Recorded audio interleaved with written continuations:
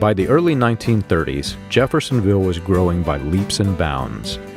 Over 1 million vehicles had crossed the new George Rogers Clark Memorial Bridge in 1930, bringing with them a new and quickly growing business of automobile sales to Jeffersonville.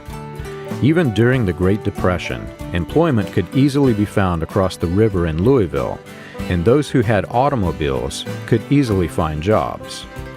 Just north of Jeffersonville was an amusement park, Rose Island.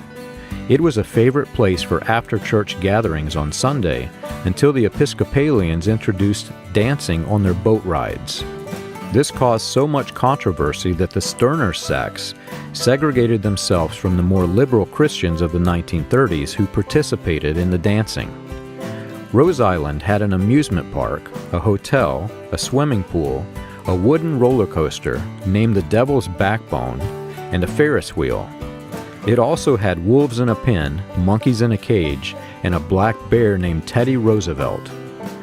Though it would have been appealing to the youth in the Prophet's Church, I couldn't picture this amusement park being frequented by the Davis brothers or the members of their Pentecostal assemblies. They would have sided with the fundamentalists and boycotted Rose Island due to the dancing long before it became popular among fundamentalists to do so.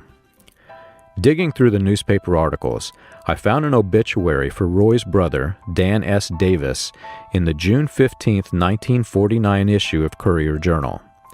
All of Dan's 5 brothers were listed, including Roy, which was the first full list of Roy's brothers that I'd identified.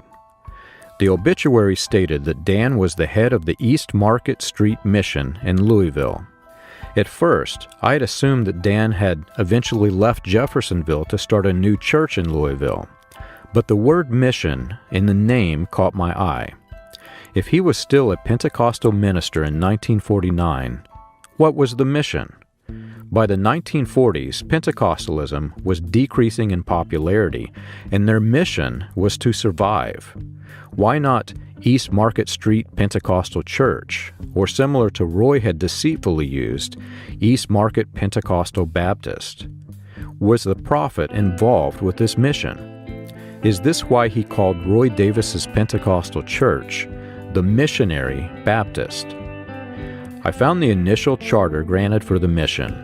It was originally named the Bethel Rescue Mission.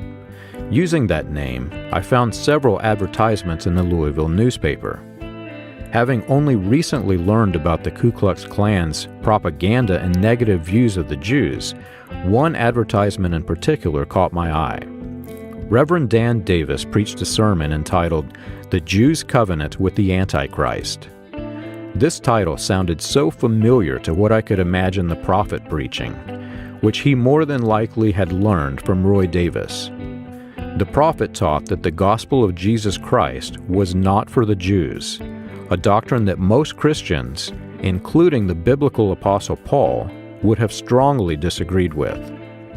The Bethel Rescue Mission keyword search unlocked a door that was hiding several pieces that were missing from the puzzle.